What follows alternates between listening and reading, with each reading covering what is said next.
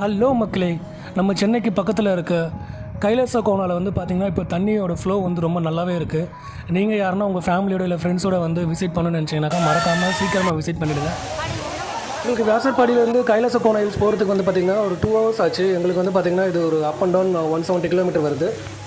புழல் ஹைவேஸ்லேருந்து பெரியபாளையம் போகிற ரூட்டு, அதுக்கப்புறமா வந்து பெரியபாளையம்லேருந்து ஊத்துக்கோட்டை போகிற ரூட்டும் நல்லா இல்லை, ஓரளவுக்கு தான் இருக்குது. ஸோ அந்த இடத்துல மட்டும் கொஞ்சம் பொறுமையாக போகிற மாதிரி இருக்குது.